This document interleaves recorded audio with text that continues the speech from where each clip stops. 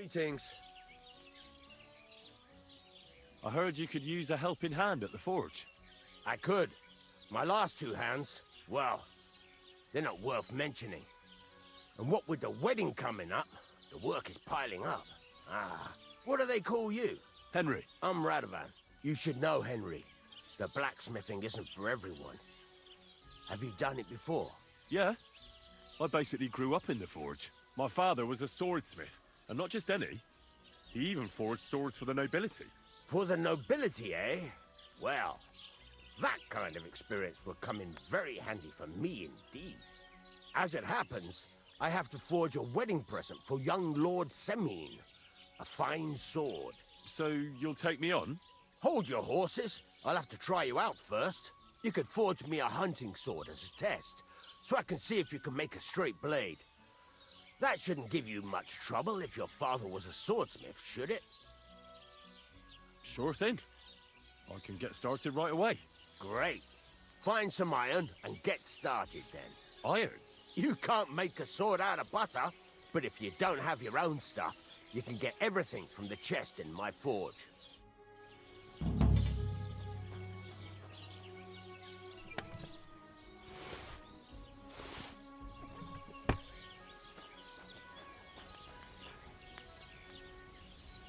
Oh, so hungry I could eat a horse.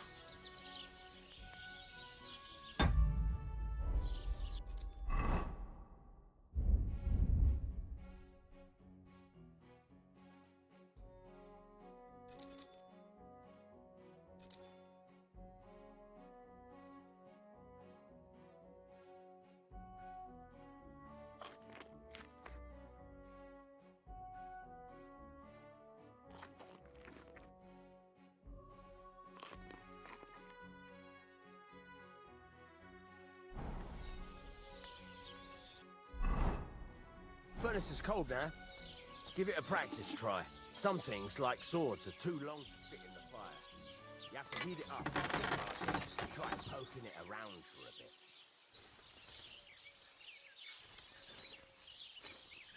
Now get the furnace nice and hot. There's a lever above you.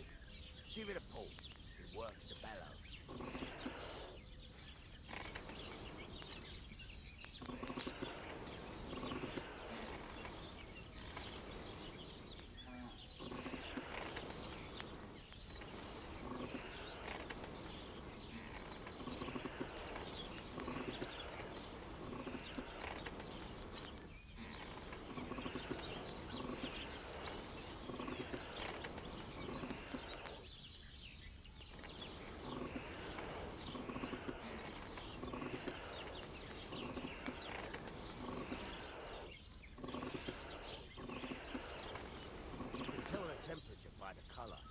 But you won't be able to tell when it's in the fire. You have to take it out from time to time and take a look. Try it out. See? That's exactly the straw color we want. You've got talent, lad. Now heat up the whole thing.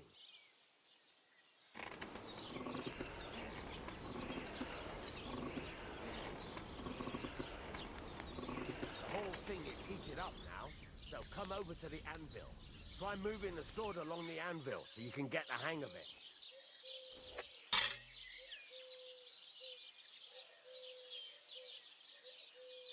Now take the hammer and try hitting it a few times.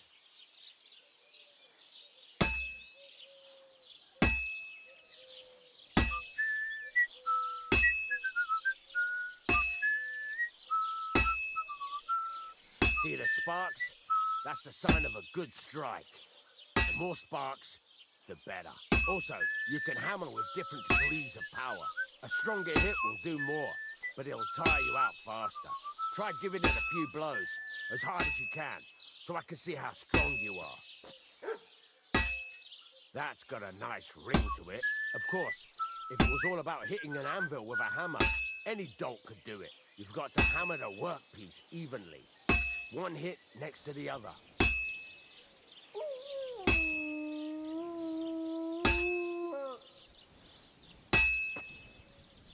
Very nice. You're doing just fine. But when I say evenly, I mean it. A sword has two sides, like a lot of other things. including myself. Turn it over and continue on the other side.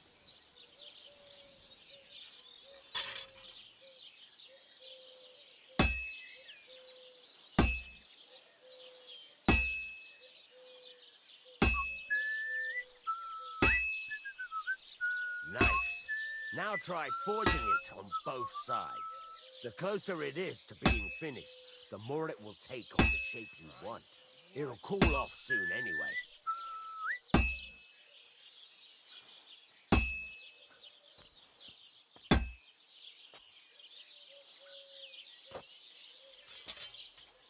Hurry up now. It's cooling and you're not doing anything.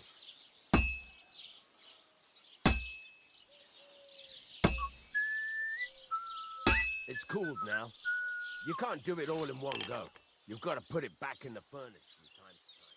Sometimes you've got to go there and back all day.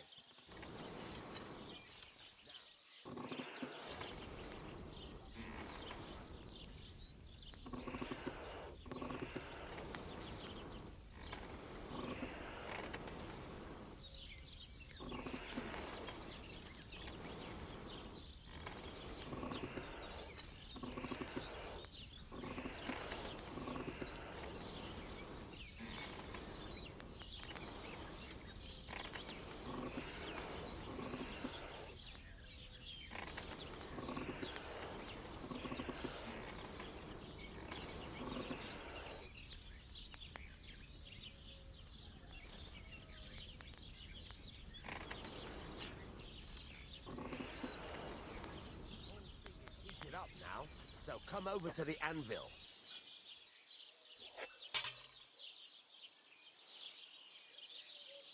See that? Besides the sparks, you can tell a good strike by the sound it makes.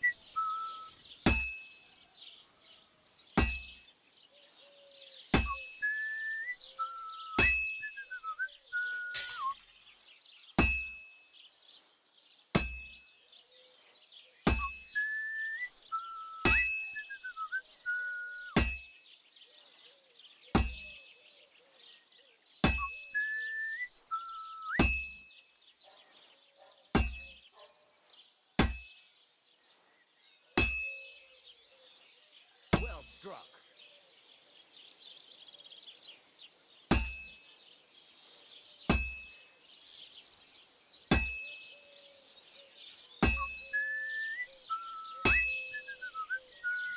See how it's taking on the right shape?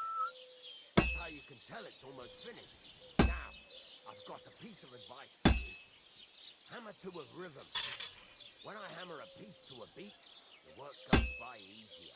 Sometimes I'll whistle to myself to keep the rhythm going.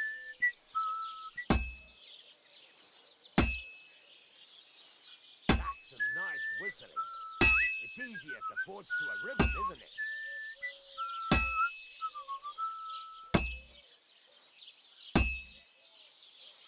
Keep on whistling. Make sure you keep up the tempo. Very nice.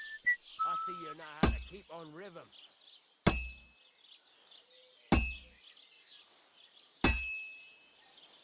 Well struck.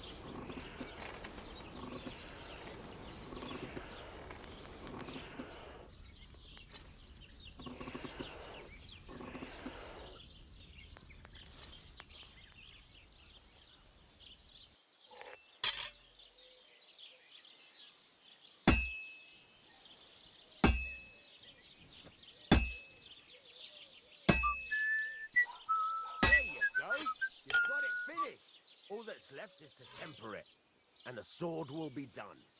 The rest is just tweaking.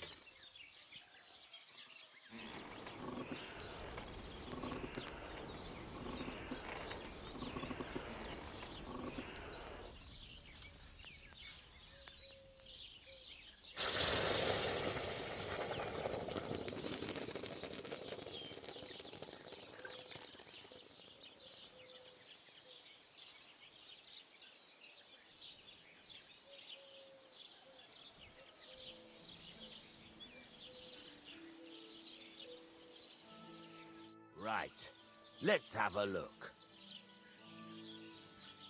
Well, I won't lie to you. That's pretty botched up. It's been quite a while since I've stood at a forge. I can tell, but at least you make an effort. Better than the 2 numbskulls I had before. I might as well give you a try. But next time, keep in mind, it's all about making sure every strike does its job. That's why you can't let it get cold, or keep striking the same spot. If you work evenly, each strike falling right next to the last one, you can't go wrong. Got that? Or is there something else you want to ask about?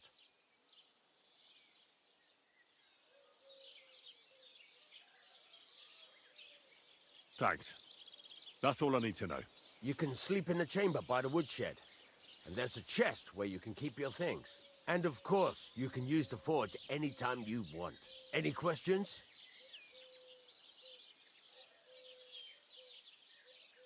What now? What do you think? You're not going to be idle. I'll find you some work to do right away. You're pretty good at swords, but what the locals really need is axes and horseshoes. Right.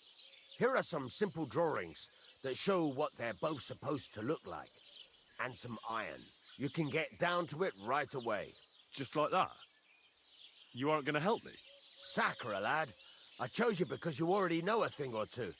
I'm not going to look over your shoulder all bloody day. You take care of these smaller jobs.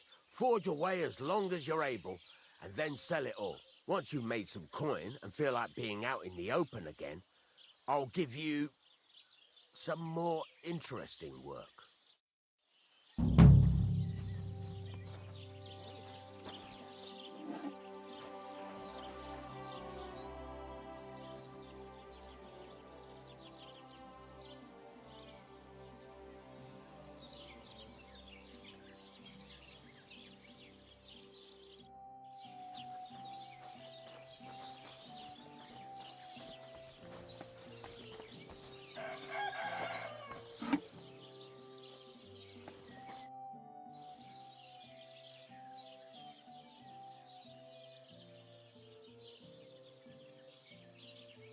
I'd like you to teach me something. Sure, why not? If you pay me, I'll teach you a few of my tricks. What do you want to know?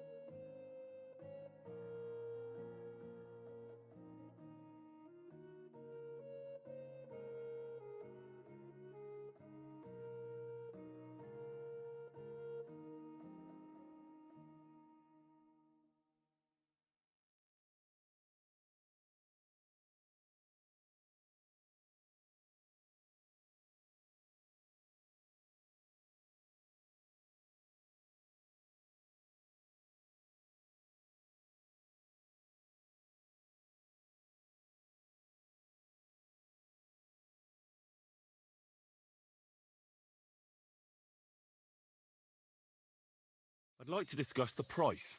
Sure. Why not?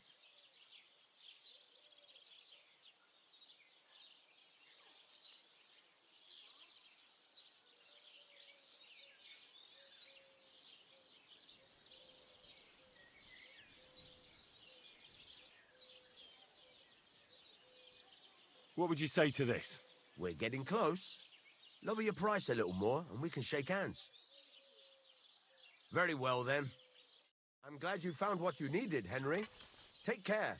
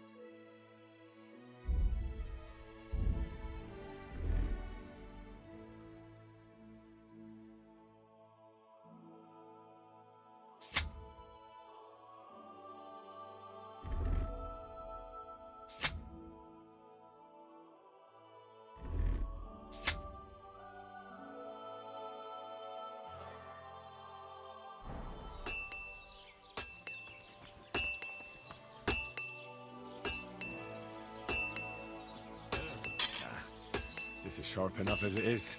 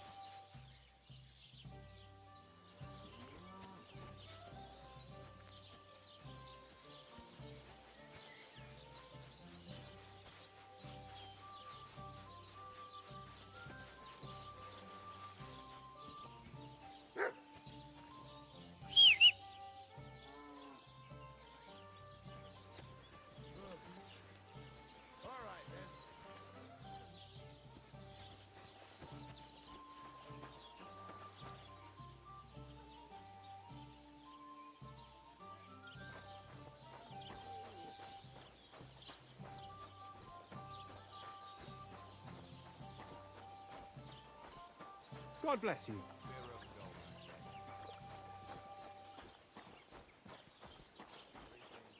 Aren't those dice sad you're letting them sit? I really ought to make a fool of that old geezer. He'll be the laughingstock of the whole region. What do you want here, you scoundrel? Why'd you barge in here? What's new around here? Vostatek. Lord von Beregov's huntsman is a regular here. He might have some work for you. He's got a cottage near Vidlak Pond. So if you know your way around the woods, you could go and offer him your help. I hope he hasn't started drinking somewhere else. He's my best customer. You could also stop by and see Old Mouth. He's the local storyteller.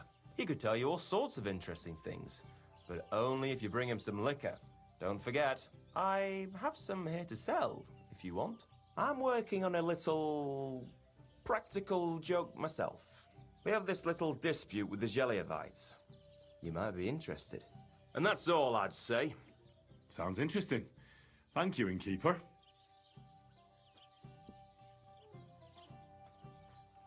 You having problems with the Geliovites? Not just me, my friend.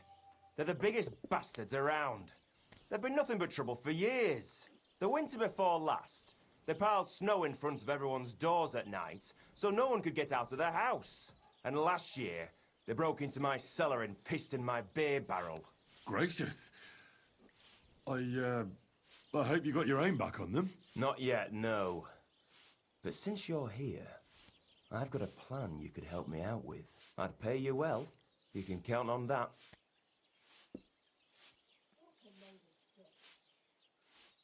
All right. I'll help you. Listen up then. Old Olbram, the owner of the biggest plot of land in Zhelyov, has this beautiful bull. White as snow he is. The finest animal far and wide. Obviously, he's very proud of it. Very protective too. Now you, will give his beautiful snow-white bull a nice new coat of paint. Olbram is going to lose his mind. Simple, right? Painting a bull, eh? That sounds like fun. Right. We just have to work out a few details. First, we have to get some paint. I don't reckon we'll be able to get any here in the village, but you can try and ask Bartoszek, the tailor in Trotskovitz. I hear he dyes his own fabric. And after that, we'll have to make sure the bull stays still while you're painting it. Try asking Radovan, the local blacksmith. I hear he can make some kind of sleeping potion. If you pour it in the bull's water trough, I'm sure it'll do the trick. But watch out. That beast is enormous. You'd better put at least 3 doses of the potion in there. All right, then. Olbram's bull will be getting a new coat of paint. Olbram's going to lose his mind. I can't wait. And remember, it's supposed to be a joke. If you get caught or something goes wrong, the whole thing will be ruined. Right. So I need paint, sleeping potions, and to not get caught.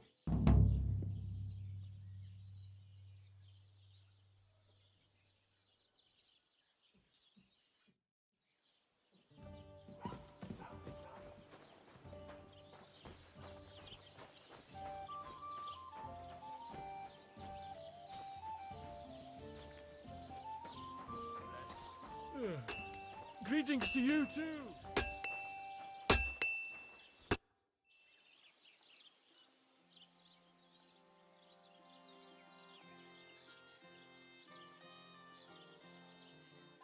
I need something that'll put animals to sleep. Prochek said you might know something. Did you get tired of blacksmithing and take up farming instead? I just happen to know of something. I used a concoction that will put even a startled mare to sleep in no time. I once accidentally drank some and slept for 3 days. But the recipe is an old blacksmith's secret. The kind you don't just give away. You're in the trade, so I can tell you. Listen up then. You take some poppy and thistle and boil them in oil. Then, after it cools off, you add a little herb Paris. That doesn't sound too complicated. Thank you.